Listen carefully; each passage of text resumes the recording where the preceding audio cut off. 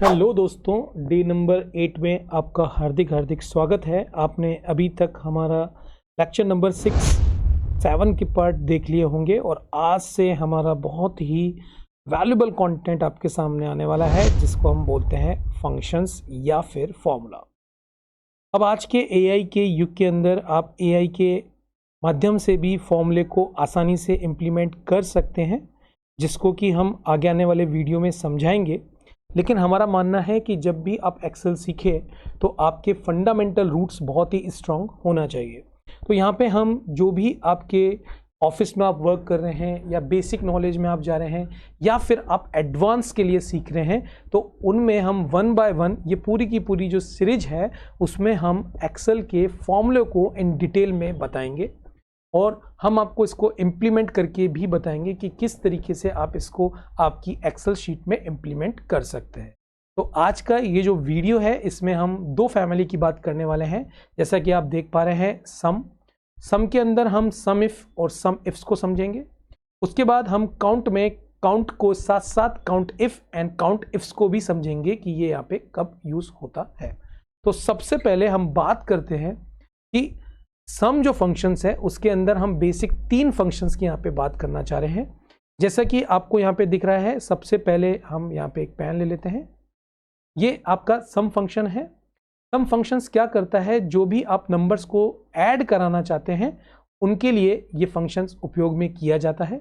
जैसे आप देख पा रहे हैं, ये एक सिंटैक्स है। सम के अंदर हमने एक रेंज दे दी है। नॉर्मली ये एडिशन का ही वर्क करता है। वहीं अगर हम सम इफ की बात करेंगे तो ये क्या करेगा कि एड्स तो करेगा, लेकिन एक सिंगल क्राइटेरिया का उपयोग करके भी आप अपना रिजल्ट्स फाइंड आउट कर सकते हैं। मतलब क्या, आपने बोला जोड़ो तो सही, लेकिन ऐसे नंबर्स को जोड़ो जो कि 5 से ज्यादा है आपकी रेंज के अंदर। तो यहाँ पे क्या हुआ कि आपने एक शर्त यहाँ पे रख दी है। उसी तरीके से अगर आप कोई भी शर्त 1 से ज्यादा रखते हैं तो आप कॉलिंग करते हैं सम इफ फंक्शंस को, जिसके अंदर आप यहाँ पे बोल रहे हैं। देखिए, समझने की कोशिश कीजिए कि जो ये पर्टिकुलर रेंज है और उसके बाद ये जो रेंज है, इन दोनों रेंज के अंदर डेटा या तो 5 के बराबर हो या ज़्यादा हो। इसी तरीके से जो C1 C10 है उसके नीचे आपने मेंशन किया कि उनको जोड़ो, उनको मतलब उनको सम करो जो कि 10 से नीचे हैं। तो यहाँ पे आप देख पा रहे हैं आपने कितनी कॉरस्पॉन्डेंस वैल्यू दी है कि B1 और B10 में आप बोलना चाह रहे हैं कि आप ग्रेटर देन इक्वल टू 5 से ऊपर जो है उनको ऐड कर दो, और उसके साथ साथ आप A1 से A10 के जितने भी नंबर हैं उनको भी आप ऐड कर सकते हैं। तो मतलब यहाँ पे आप देख पा रहे हैं कि आपने बोला है कि कॉमा लगा के कि इन दोनों के साथ आप यही रूल्स फॉलो करो और इसके बाद C1 और C10 के साथ आप ये रूल्स फॉलो करो। तो आप यहाँ पे देख पा रहे हैं कितनी कंडीशंस आप अच्छी तरीके से, मैक्सिमम 30+ कंडीशंस आप यहाँ पे इसमें इंसर्ट कर सकते हैं। तो प्रैक्टिकल इंप्लीमेंटेशंस के लिए अगर हम बात करें कि आपके पास कोई शीट आ गई, आपके बॉस ने आपको बोला है कि भैया उनके नंबर निकालो, उनकी सैलरी निकालो जिनकी सैलरी हम 10,000 से ज़्यादा दे रहे हैं, तो आप सम इफ फंक्शंस को लगा सकते हैं। इसी तरीके से आपको बोला गया है कि जो दिल्ली में रह रहे हैं जिनकी सैलरी 10,000 से ज़्यादा, उनको आप जोड़ के बताइए कितनी सैलरी हम दे रहे हैं, तो उसके लिए आप सम इफ फंक्शंस का उपयोग कर सकते हैं। कैसे करेंगे आगे आने वाले शीट्स में हम बताएंगे। उसके बाद हम यहाँ पे लेंगे काउंट फंक्शंस। जिस तरीके से हम नंबर्स को काउंट करते हैं, तो हम यहाँ पे नंबर का जो काउंट का जो हम यूज करते हैं कि यहाँ पे हमने काउंट फंक्शन पहन ले लेते हैं एक बार के लिए। काउंट फंक्शन हमें नंबर को काउंट करता है, जिसका सिंटैक्स हमने यहाँ पे मेंटेन किया है। इसी तरीके से अगर एक सिंगल क्राइटेरिया के साथ कि उनको काउंट करो जो कि 5 से ज़्यादा हैं, तो आप जो रेंज है उसको देंगे, तो वो ऑटोमेटिकली इफ कंडीशन एप्लीकेबल आपको करनी होगी तो ऑटोमेटिकली 5 से ज़्यादा वाले जितने भी नंबर्स हैं उनको बता देगा। इसी तरीके के काउंट इफ्स की अगर आप बात करते हैं तो वहाँ पे आप इस तरीके से 1 से ज़्यादा जो कंडीशंस हैं उनको भी आप रख सकते हैं कि इस पर्टिकुलर रेंज में जो 5 से ज़्यादा हो और इस पर्टिकुलर रेंज में जो 10 से ज़्यादा हो, उनको आप कैलकुलेट करके बताइए, काउंट करके बताइए। इस तरीके से आप इन दोनों फैमिली के फंक्शंस को अपनी शीट पे इम्प्लीमेंट कर सकते हैं। तो चलिए आपको प्रैक्टिकल करके दिखाते हैं। छोटे छोटे प्रैक्टिकल से आपको बहुत अच्छी तरीके से नंबर आपको यहाँ पे मेंशन कर रहे हैं। अब हम यहाँ पे चाहते हैं कि हम इस रेंज में सम करें, तो सम फंक्शन हम कैसे लगाएंगे, इक्वल सम, और उसके बाद हम इस पर्टिकुलर रेंज को सेलेक्ट कर लेंगे और कंट्रोल एंटर करेंगे। तो आप यहाँ पे देख पा रहे हैं आपका आंसर 10 आ चुका है। वहीं अगर आप चाहते हैं कि हम सम तो करेंगे लेकिन उनको सम करेंगे जिनके नंबर 15 से ज़्यादा हैं, या फिर बराबर है, इक्वल कर दें 15। अब उसके लिए आपके पास एक कंडीशन है जिसके लिए आप सम इफ फंक्शंस का कॉलिंग कर सकते हैं, इक्वल सम इफ। उसके बाद आप ये रेंज को सेलेक्ट कर लीजिए, कॉमा आपको एक क्राइटेरिया देना है तो हम क्राइटेरिया दे सकते हैं। क्राइटेरिया देंगे किस तरीके से, जब भी आपको कोई भी फंक्शंस के अंदर क्राइटेरिया दे रहा है तो आपको डबल कोट्स लगाना है। उसके बाद जो भी आप क्राइटेरिया देना चाहते हैं, जैसे ये वाला क्राइटेरिया देना चाहते हैं, ग्रेटर देन इक्वल 15, अगेन आपको डबल कोट्स करनी है और ब्रैकेट को क्लोज करना है। ये बहुत जरूरी है कि ये जो दिख रहा है वो रेंज है, उस रेंज का ये क्राइटेरिया है। क्राइटेरिया हमेशा डबल कोटेशन के अंदर मेंशन करना है। जितने ब्रैकेट्स आप ओपन करेंगे फॉर्मूले के अंदर उतने ही ब्रैकेट आपको क्लोज करना जरूरी है। तो एंटर करते हैं और देखते हैं, यहां पे हमारा आंसर आ रहा है 45। तो क्या बिल्कुल करेक्ट है? बिल्कुल। 15 से ऊपर आप देख पा रहे हैं ये दोनों हैं। एक बार के लिए हम इस पर्टिकुलर रेंज को भी 15 से ऊपर ले जाते हैं, 20 करते हैं, तो आप देख पा रहे हैं हमारे आंसर में दोनों में यहाँ पे चेंज आ रहा है।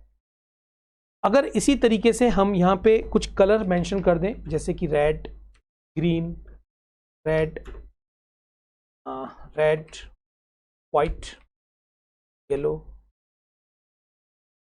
रेड।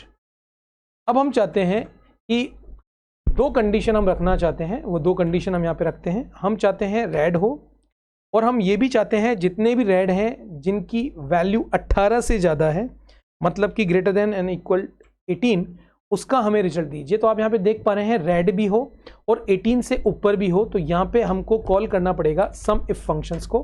कैसे कॉल करेंगे जरा देखते हैं। यहाँ पे हम आपकी सुविधा के लिए इसको थोड़ा सा जूम इन आउट कर देते हैं। इक्वल सम इफ्स को कॉल करते हैं।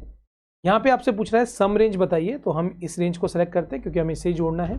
उसके बाद देखिए क्राइटेरिया रेंज बताइए, तो हमारा जो क्राइटेरिया रेंज है हम इसको सेलेक्ट कर लेते हैं, कॉमा इस रेंज में से हम क्या निकालना चाहते हैं। तो हमारा जो आर्ग्यूमेंट है वो आर्ग्यूमेंट है, हम चाहते हैं रेड, ये रेड, कॉमा उसके बाद जो हमारी ये रेंज है, इस रेंज में से हम निकालना चाहते हैं greater than and equal to 18। कि हम ब्रैकेट बंद कर देते हैं एक बार के लिए। देखिए यहाँ पे हमने सम रेंज को रखा है, यहाँ पे हम जो भी रेंज सेलेक्ट कर रहे हैं उसके क्राइटेरिया को हमने रखा है, और उसके बाद हमने इस वाली रेंज को रखा है। तो यहाँ पे आप देख पा रहे हैं, यहाँ पे F2 से F8 के बीच में रेड, तो रेड यहाँ भी है, रेड यहाँ भी है, रेड यहाँ भी है और रेड यहाँ भी है, जो कि 18 से ज़्यादा हो। तो यहाँ पे आपको 20 दिख रहा है, यहाँ पे आपको 25 दिख रहा है, जो कि 18 से ज़्यादा है। तो एक बार हमारा आंसर को देख लेते हैं। ये देखिए बिल्कुल आसानी से आपने आंसर निकाल लिया है। तो सम इफ में अगर एक से ज़्यादा भी है कि कौन सा एम्प्लॉय है, कौन से सिटी के अंदर है, कितनी मैक्सिमम सैलरी ले रहा है, तो इस तरीके की आप शीट्स खुद बना सकते हैं।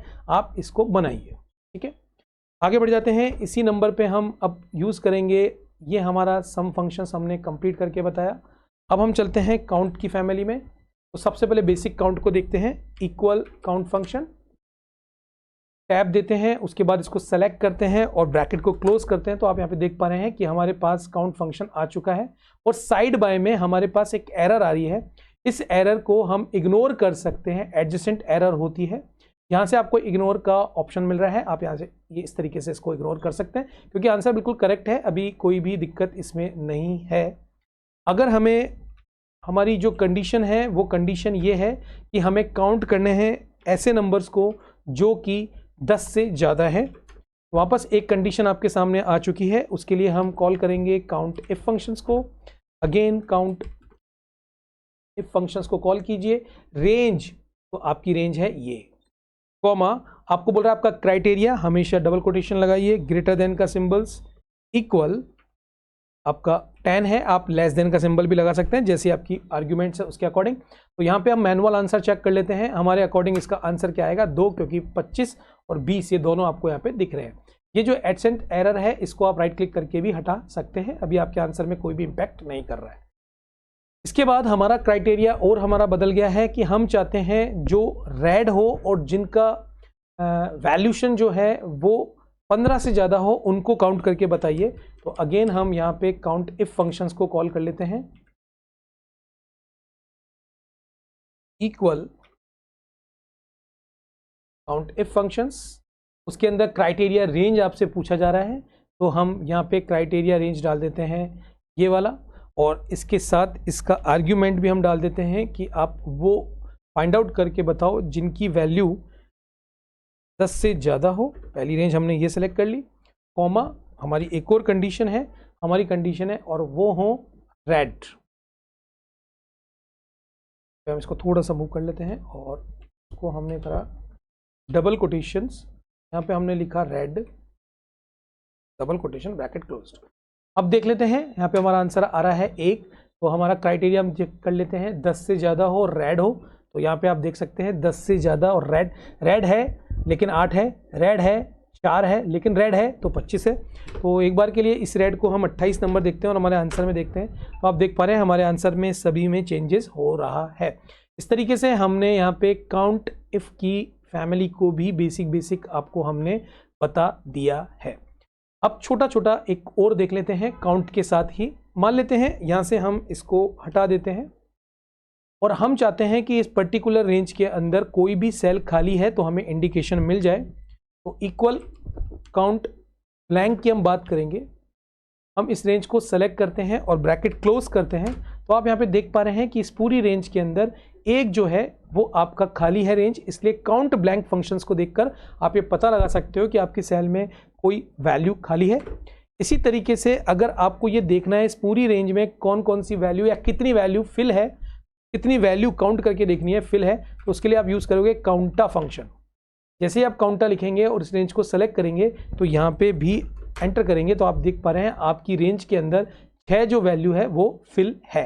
तो ये है काउंट ब्लैंक फंक्शन और ये है काउंटा फंक्शन।